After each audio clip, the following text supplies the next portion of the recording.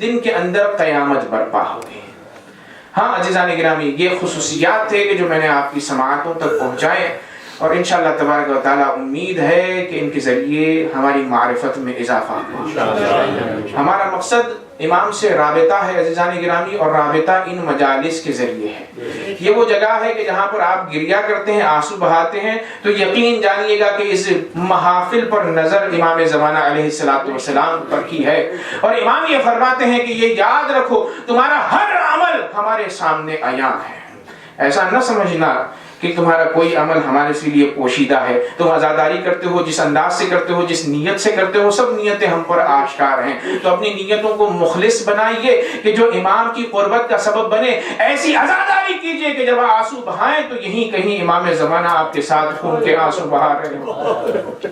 ہاں گرامی، کل میں نے مصائب پڑھے 40 کے، اور یہ عرض کیا کہ جب 3 دن بکا ہوا، گریہ ہوا، تو ایسا گریہ ہوا کہ اس گریہ میں خصوصیت یہ تھی کہ جب بھی کربلا کے بعد شہادت ابا عبداللہ الحسین کے بعد جب بھی گریہ کر دیا جاتا تو شمر آگے بڑھ کر تازیانے اور تماچے مارتے،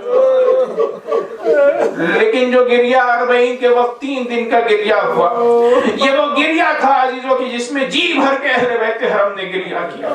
اب عزیزان گرامی، جب 3 دن ہو چکے تو سیدنا سجاد نے حکم دیا، کہا اے زینب اولیاء مقام، چلیے مدینے کی طرف جاتے ہیں۔ مدینے کی تیاری اور رخصت میں نے آپ کی خدمت میں کل عرض کی۔ جب یہ قافلہ چلنے لگا تو راویان مقتل یہ لکھتے ہیں کہ جیسے ہی یہ قافلہ مدینے کے قریب پہنچا تو ایک مرتبہ بیویوں کے درمیان کوہرام برپا ہوا۔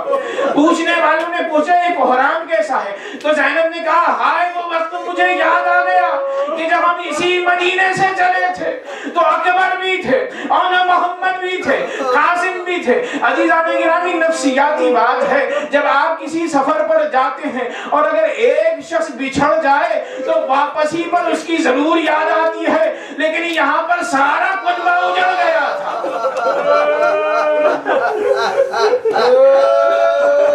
عزیزان گرامی، یہی وجہ ہے کہ جیسے ہی مدینے کے قریب قافلہ پہنچا تو سید سجاد فوراً مدینے میں داخل نہیں ہو سکے، کیونکہ علی اکبر کی یاد تازہ ہو جاتی تھی، اور محمد کی یاد تازہ ہو جاتی تھی، بابا حسین کی یاد تازہ ہو جاتی تھی۔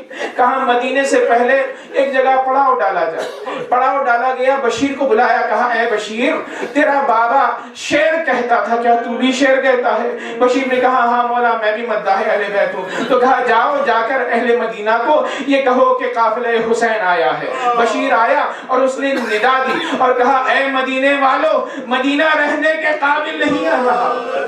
جو قافلہ گیا تھا حسین کا، وہ لٹ کر شہادتوں کے بعد واپس آ رہا ہے۔ سارے مدینے والے باہر نکلے۔ محمد حنفیہ امام حسین کے بھائی ایک مرتبہ جیسے ہی متوجہ ہوئے تو فوراً گھوڑے پر سوار ہوئے، امام سجاد کے پاس آئے اور آنے کے بعد گلے سے لگایا، کہا جبن اخی، اے نا اخی، اے میرے بھائی کے فرزند، بتا میرا بھائی کہاں ہے؟ جیسے ہی یہ سنا کہا اے چچا جان، خوشبوئے بابا آپ کے بدن سے آ رہی ہے، لیکن آپ کا بھائی حسین علی الاکبر عباس کربلا کے میدان میں شہید ہو گیا۔ اتنا گریہ ہوا کہ روایت یہ کہتی ہے کہ محمد حنفیہ بے ہوش ہو کر زمین مدینہ پر گر گئے۔ عزیزان گرامی، پھر اس کے بعد مدینے کے لوگ جب آئے تو سب نے امام کو حصار میں لیا، واہ حسینہ واہ حسینہ کی صدائیں بلند ہو گئی۔ ایک مرتبہ امام نے کہا ساکت ہو جاؤ، خاموش ہو جاؤ، میں کچھ کہنا چاہتا ہوں۔ سب کے سب خاموش ہوئے تو ایک مرتبہ سید سجاد نے کہا اے شیعو، میں تمہیں میسج دینا چاہتا ہوں، پیغام دینا چاہتا ہوں۔ جب آخری وقت کے لیے حسین آئے تھے میرے پاس اور وصیت کر رہے تھے تو کہا تھا اے سید سجاد، جب لوٹ کر جانا تو میرے شیعوں کو مدینے میں میرا سلام کہنا۔ اے اہل مدینہ، تمہارے لیے سب سے پہلے حسین کا سلام ہے۔ پھر اس کے بعد اے اہل مدینہ، حسین نے کہا کہ اے شیعو، جب بھی تم پانی پینا تو حسین کی پیاس کو یاد رکھنا۔ پھر اس کے بعد کہا اے اہل مدینہ، امام نے کہا ہے کہ جب بھی تم کسی غریب کا تذکرہ سننا تو میری غربت پر یاد کرنا۔ عزیزان گرامی گریہ ہوا، امام کو استقبال کے ساتھ مدینے میں لایا گیا۔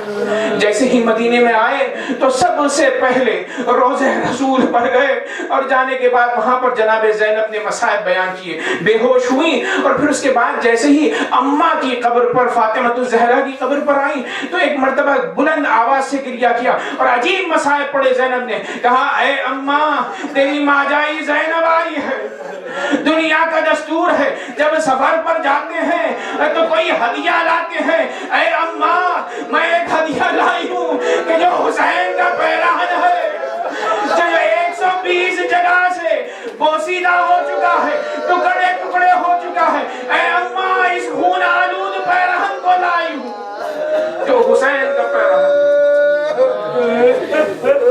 روضہ رسول پر، روضہ فاطمہ الزہرا پر گریہ ہوا، پھر سب کے سب چلے عزیزوں گھروں کی طرف۔ ایک مرتبہ زینب علیہ مقام لکھنے والے یہ لکھتے ہیں، شوہر کے گھر آئیں، عبداللہ کے گھر آئیں، دق الباب کیا، دق الباب جیسے ہی کیا، عبداللہ نے دروازہ کھولا، فوراً اندر چلی گئی۔ جیسے ہی حجاب اتارا تو ایک مرتبہ عبداللہ جو کہ شوہر ہیں، 2 بچے ہیں جناب زینب علیہ مقام سے، ایک مرتبہ کہا اے بی بی یہ کیا کر رہی ہیں، میں نے آپ کو نہیں پہچانا۔ میں کہوں گا اے عبداللہ، زینب میں کتنی تبدیلی آ گئی تھی کہ باہر جب تشریف لے گئی تھی تو سارے سیاہ تھے، کربلا سے جب واپس لوٹی ہیں تو سارے بال سفید ہیں، ایسے سفید ہیں کہ عبداللہ شوہر نہیں پہچان پایا۔ آخری مصیبت سنیے گا، زینب نے کربلا کے بعد علی اکبر پہ گریہ کیا تھا نا، تو ایک مرتبہ گریہ کرتے کرتے سارے مصائب سنائے، مصائب سن رہی ہیں، سنا رہی ہیں، عبداللہ گریہ کر رہے ہیں۔ ایک مرتبہ جناب زینب کی نظر پڑی 2 چھوٹے چھوٹے محرابوں کی طرف،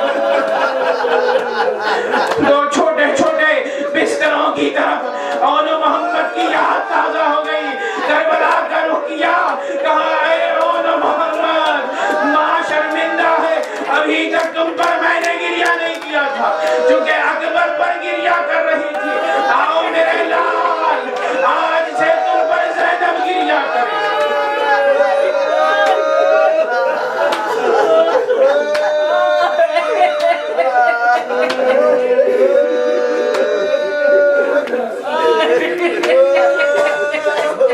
الا لعنت اللہ علی القوم الظالمین وسيعلم الذين ظلموا آل محمد أي منقلب ينقلبون۔ پروردگارہ اس ذکر کو، اس عشر مجالس کو ہم سب سے قبول فرما۔ باری الہ، اس میں اگر کوئی نقص ہماری جانب سے رہ گیا ہے تو اس کی ہم تجھ سے عذر خواہی کرتے ہیں، اسے اس نقص، اس عذر کو اس سے نظر انداز فرما۔ باری الہ بطفیل محمد و آل محمد، ہمیں جو بیمار ہیں انہیں شفائے کاملہ و عاجلہ عنایت فرما۔ باری الہ بطفیل محمد و آل محمد، جو پریشان حال ہیں ان کی پریشانیوں کو دور فرما۔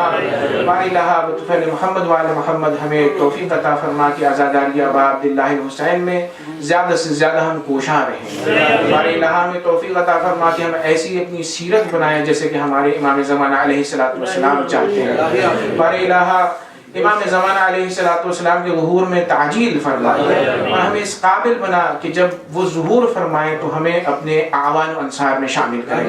ربنا تقبل منا انک انت السمیع العلیم وتب علینا انک انت التواب الرحیم۔ ماتم حسین۔